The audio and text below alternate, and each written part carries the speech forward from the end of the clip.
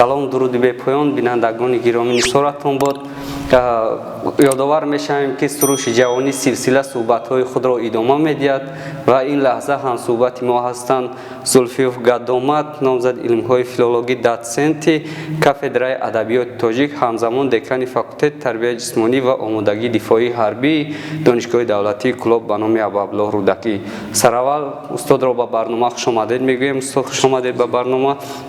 воқеан ҳам адабиёти мо бою ғанӣ аст ва нагуфта намонад ки имрӯз адабиёти моро, яъне ки адабиёти тоҷика дигар давлатҳо меситоянд, яъне ки ситоиш мекунанд ва мавзӯи суҳбати мо ҳам доири ҳамин адабиётшиносӣ сурат мегирад. хусусан устод сараввал мегуфтед ки бо кадом орзу умед ба ҷодаи илм қадам гузоштед? ташаккури зиёд алишерҷон. изҳори сипос аз он мекунем ки шумо ба барномаи хеш моро даъват кардед. саломат бошед. бисёр як саволи хубу ба маврид. албатта ҳар як инсон пеш аз он ки ба ин ё он роҳ қадам мегузорад ва азми сафар мекунад, дар назди худ як мақсади муайяне дорад. мақсади барои илм қадам гузоштани мо низ пеш аз ҳама аз он иборат буд ки тавонем дар ҷодаи илм баҳри кушодани шояд як гиреҳе аз он гиреҳҳои накшуда илм, махсусан дар соҳаи илми адабиётшиносӣ як кӯшише карда бошем ва тӯли он солҳое ки ба ҳайси унвонҷӯ фаъолият кардем, мақсад танҳо аз ҳамин иборат буд ки дар ҷодаи бисёр пуршеру фарози илм мо тавониста бошем ки баҳри хонандаи оянда, махсусан баҳри насли ҷавон, як содагӣ дар ин роҳ, як кушоише дар илми адабиётшиносӣ, махсусан адабиёти муосири тоҷик аз худ боқӣ монда бошем. дигар фикр мекунам ин орзуи ҳама он инсонҳои огоҳ, ҳама он инсонҳое ки ход дар ҷодаи илм, ход дар ҳар ҷодае ки ба қуллаҳои баланд мерасанд, ҳамин аст ки аз худ як номи нек, як ёдгории арзишманд ки аз ӯ тавониста бошад дар оянда касе истифода кунад ва бо хушнудӣ аз эшон ном баранд. мақсади мо низ фикр мекунам аз ҳамин иборат. ташаккури зиёд. бисёр устод, мо таълифоти шуморо мутолиа кардем ва мақолаҳои ҷудогонаи шуморо низ албатта дар маҷаллаҳои илмӣ мутолиа кардем. бисёр як тадқиқоти хубам буд устод ва мегуфтед устод ки аз тадқиқоти илмие ки дар ҷодаи адабиётшиносӣ ба даст овардед то кадом андоза қаноатманд ҳастед? тадқиқоте ки мо будем албатта дар шакли як монография аст, ҳамон дар шакли рисолаи номзадӣ он дифоъ шуд ва албатта мо он мақсаде ки дар назди худ гузошта будем албатта ба он ноил гардидем. вале аз оне ки мо аз ин тадқиқот қаноатманд бошем, ин фикр мекунам барои ҳар як нафаре ки худро муҳаққиқи роҳи илм мешуморад, ин имкон намедиҳад, даст намедиҳад. агар рафту чунин бошад, пас ин фарҷоми кори ҳар як муҳаққиқ, ҳар як тадқиқотчӣ мебошад. албатта барои посухи ин савол як ҳамон рубоии абуалӣ ибн сино ба ёд меояд ки маълумам шуд ки ҳеҷ маълум нашуд. албатта роҳи илм ҳар қадаре ки бештар талош мекунӣ, ҳамон қадар бештар дар гавҳари маънӣ, дар дарёи маънӣ фурӯ меравӣ. ва мо албатта аз ин қаноатманд нестем ва дар идомаи корҳои илмӣ дар шакли рисолаи докторӣ ва баъдан боз мо албатта ин роҳ ва ин мавзӯи тадқиқотро идома додани ҳастем. درست بسیار جالب قید کرده. در حقیقت هم این علم بحری بیکنار است و ما در قطره از آن رو یعنی که از خود کرده ایم و علم فراخ است. واقعا هم چگونه که آگاهان میدونند، تحقیقاتچیان ساحه علم میدونند که وقتی در ساحه علم وارد میشه به یک راهنمای، به یک استاد نمیتوانی که به یک جاده برسی. خوب میگفتید که در این جاده استاد شما کی بود و کدامی از ادبیات شناسان مشهور استادان شما بودند؟ تشکری زیاد. البته به مربی میگویند زیر گردون معتبر نتوان شدن، ماهی نو رو رفته چرخ کرد. در این راستا پیش از همه متکا، مدعی و دستگیر و مددگار من راهبر علمی هم، خادم جمعیتی و علمی دکتر علمی فیلولوژی پروفسور سالیف نورعلی نظرویچ می باشند که ایشان به ما همچون راهبر و همچون پدر بسیار کمک و دستگیری ها کردن. اگر در این راه ذره موفق شده باشیم بیشک خدمت های شایسته و برجسته استاد عزیزم بسیار بزرگ است که ما شاگردان هیچگاه زحمت و خدمت های استاد رو در تشکر شخصیتی بنده فراموش نمیکنیم. همچنین در برابر استاد سالیف نورعلی نظرویچ، ادبیات شناس مشهور، دکتر علمی فیلولوژی پروفسور، عضو وابسته اکادمیای ملی علم‌های جمهوری تاجیکستان، پروفسور دانشگاه ملی تاجیکستان علمخواه کوچرزاده، همچنین از دانشگاه دولتی کلاب استاد صادق فیورالی دسیل کافدره ادبیات تاجیک، باز یک سلسله استادان زبردست دانشگاه ملی تاجیکستان از قبیل پروفسور میساق‌الدین ارزقی، بحرالدین مقصودوف، زین‌الدین زاده مرتضی، شادروان عبدالشکور عبدالستار که در تحقیقات علمی ما سهم مناسب داشتند و از هر سمت، از هر جانب در عملی سازی این مقصد ما دست کمک دراز کرده هستند که از ایشان ما بقایت سپاسگزاریم و اظهار مینه‌داری بیان می‌نماییم. خب تشکر زیاد استاد عزیز. واقعا هم راه علم راه دشوار است و خوب استاد میگفتید که باری هم از انتخاب راه علم پشیمون شده اید یا اگر که پشیمون شده باشید اگر به راه علم نمی رفتید به کدام جاده قدم می نهادید؟ بسیار خوب قید کردید که در راه علم زحمت ها و محنت های زیاد صرف می شود. واقعا هم از سر ما نیز هر یک آن چیزی که گفتید به شبهه گذشته است و ما با اندیشه همانی که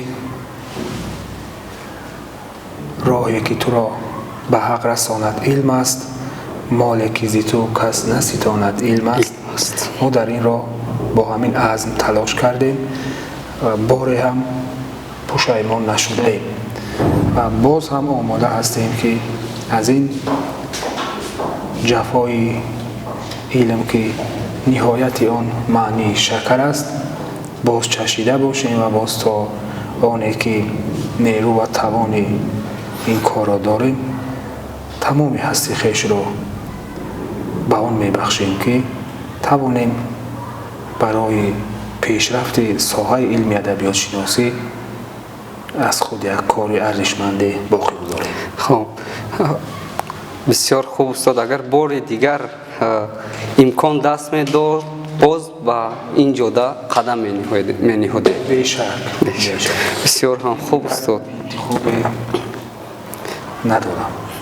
خب استاد در جریان تحقیقات علمی، در جریان فعالیت کاری با کدام ادبیات شناسای مشهور هم صحبت بودید و کدام از آنها بیشتر دقت شما را جلب کرد؟ راستی از بازی که همچون دانشجو به دانشگاه دولتی کلاب با فاکولته فیلولوژی تاجیک و ژورنالیستیکا شامل گردیدیم. دقت عالمان، مخصوصا عالمان ساحه ادبیات شناسی، دقت مرا جلب می‌کردند، مخصوصا شادروان شاعری سعید جعفرов ساعت 40. خب من استاد حاتم اسدزاده، معلم‌های گرامی زینالبی خالق‌آوا با ما به درس می‌گفتند، معلم اشورا و نادربانو. خب این هنوز از زمان دانشجویی شوق و هوس و همون حس ادبیات دوستی رو در قلب ما این استادانی که قید کردن در قلب ما بیدار کرده بودند و دقت ما به این جلب میشه. هنگام فعالیت اسپیرانتی یا عنوانجویی پیش از همه ما بازم تکرار شود هر یک صحبت و تاکیدهای راهبر علمی هم استاد گرامی سالیف نورعلی نظرویچ، بعدا علمخان کوچرزاده، پروفسور دانشگاه اسلاویانی روسیه و تاجیکستان شادروان اسدالله سعدالله‌یف که بارها در صحبت ایشان بودم، از تاکید و از آن همه راهنمایی‌های ایشان راهشان شاد بود. ما بسیار درس خوب برداشتیم و در روند کار علمی فراوان استفاده بردیم. همچنین پروفسور همین دانشگاه یعنی اسلاویانی روسیه و تاجیکستان عظیموف امینجان و آن زمره استادان زیاد دانشگاه ملی، البته کافدره نظریه و ادبیات نوین فارس تاجیک، کافدره تاریخ ادبیات تاجیک که ما در بالا نام ایشان رو به زبان آورده بودیم. هر یک صحبت ایشان برای ما خاطرمان است و هر یک توصیه و دستورهای ایشان با ما یک درسی خوب بودن. خب استاد، امروز ادبیات معاصر تاجیک رو بسیاری ستایش میکنن، اما برخی ها نیز هستند که از آن گله میکنن. شما وضع ادبیات شناسی امروزه تاجیک رو چگونه ارزیابی میکنید؟ تشکر زیاد. البته یا دو مفهوم است، مفهوم ادبیات و ادبیات شناسی. در زمان استقلالیت ادبیات تاجیک البته به یگان شک رشد و انکشافی بی‌سابقه را کسب کرد. در این دوره یک قطار شاعران، نویسندگان زبردست به میدان علم و ادبیات وارد گردیدند که البته توانستند آن همه دستاوردها و غایه یگانه وحدت آفرینی پیشوای معظم ملت را ترنم نمودند و از این رو گفته می شود که ادبیات امروزه ما در ادبیات دوران استقلال در زینه بسیار یک کمالات با شکوه قرار دارد و علم ادبیات شناسی نیز برابر با پیشرفت ادبیات امروز انکشاف یافته ایستاده است و محققان مخصوصا از حساب جوانان ما نگاه میکنیم توسط اخبار عامه و دستاوردهای علمی وطنی را البته ما همیشه پیگیری میکنیم. قریب ساحه علمی ادبیات شناسی نیست امروز که از جانب محققان مورد تحقیق و آموزش قرار نگرفته باشد. همه سمت علمی ادبیات شناسی، خواه فولکلور باشد، خواه ادبیات معاصر، ادبیات کلاسیک، دیگر سمت ها امروز از جانب محققان زیر راهبری استادان با تجربه در عین اوج کمالات قرار دارد و علم ادبیات شناسی را ما امروز میتوانیم گفت که در یک زینه خوب قرار دارد. تشکر زیاد استاد، بسیار صحبت صمیمی. استاد خوب میگفتید که یعنی که نتیجه کاری علمی هر یک عنوانجو، هر یک نفری که در ساحه علم در جاده علم قدم می‌نهاد یک نتیجه به دست آوردن است. خب میگفتید که مشغولیت با کار تعلیم در دانشگاه با کار علمی شما تا چه اندازه موافقت میکند؟ البته فعالیت هر یک آموزگار در مؤسسه عالی تعلیمی یا خود دانشگاه از همین دو سمت اساسی عبارت است، یکی تعلیم، دیگر علم، که البته همین که این دو سمت به هم توأم یا یکی دیگری را پر میکنند. البته ما میتوانیم ما ابراز نماییم که همین تحقیقات علمی ما نتیجه فعالیت تعلیمی ما است، یا برعکس گوییم همین فعالیت تعلیمی ما از همه جهل تلاش های در راه علم هست آورده این یکی دیگری را پوره میکنند.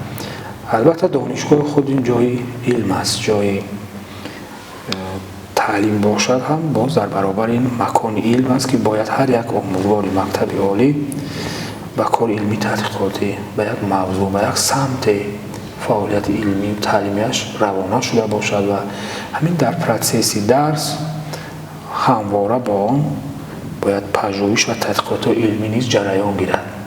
در این صورت ما میتوان خود را آموزگار موفق حسابیم یا آموزگار مکتب عالی حسابیم. خب در جوانی هر یک نفری میخواهد که ایدئال خودش را داشته باشد و بوده نفر ایدئالی شما در جوانی که شما میخواستید مانند اون کس باشید؟ فکر میکنم که حالا هم جوانم و البته از زمان دانشجویی هر کس حتی از زمان همون خوردی هم کودکان به خود یک کسی را ایدئال حساب میکنند. اما نیز البته هر یک در برابر دیگر انسان ها ما هم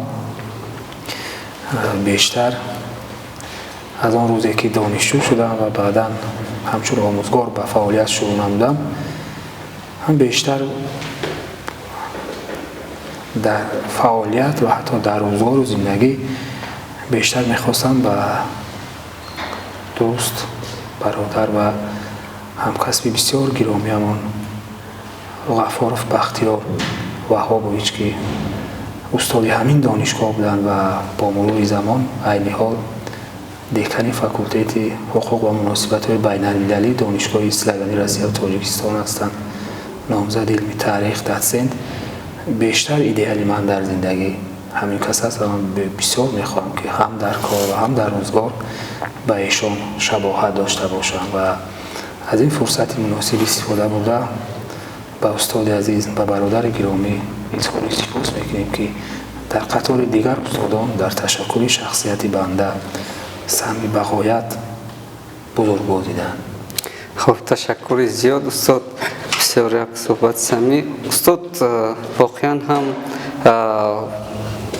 چگونه که ما آگاه هستیم با این جوانی شما شاگردان زیادی رو تربیت کرده اید و شاگردان زیادی از شما ختم کرده و در مؤسسه ها با کار و فعالیت پرداختند. من هستند شاگردانی که مایه افتخار و سربلندی شما باشند. تشکر زیاد. دور نمی رویم. شاید یکی از آن شاگردانی که ما افتخار میکنیم امروز خود شما هستید که در روبروی ما قرار دارید و امروز وظیفه بسیار مسئولیتناک، وظیفه بسیار هم افتخاری مدیر کافدره ژورنالیستیک را در یکی از دانشگاه با نفوذ کشور، دانشگاه دولتی کولا به نام استاد رودکی به عهده دارید. یکی از آن شاگردان ما شما هستید و البته در موضوع شاگرد سخن میتوان دیگرگونه هم باشد به مانند آنی که آن شاگردانی که ما به واسطه در ابتدای مکتب عالی درس داده ایم و باز شاگردانی که در روند کار با ما بودند. خب سلامت باشید استاد، بسیار یک صحبت صمیمی بود. در آخر با تماشابینان ما چه گفتنی هستی؟ به هر یک تماشابینی که امروز ما را توسط سامانه سروش جوانی تماشا میکنند پیش از همه تنصیحاتی، روزگاری آسوده و فتح بلندترین قله‌های مقصود را تمنا می‌نماییم. همچنین آرزو می‌نماییم که وطن عزیز ما تاجیکستان صاحب استقلال همیشه آباد و زیبا و مردم شرفمند و سربلند تاجیکستان در اطراف سیاست پیش گرفته پیشوای معظم ملت محترم امام علی رحمان سرجم و متحد باشند. باقی سلامت باشید. استاد تشکر زیاد برای یک صحبت صمیمی و جالب و تشکر میگویم به شما که وقت خدمت خود را دریغ نداشته به برنامه ما تشریف آوردید. بینندگان گرامی بار دیگر یادآور میشویم که هم صحبت ما بودن ادبیات شناس نامزد علم‌های فیلولوژی دوسنت زلفیف گدامد، همزمان دکان فاکولته تربیت جسمانی و آمادگی دفاع حربی. استاد بار دیگر خوش آمدید. سلامت باشید.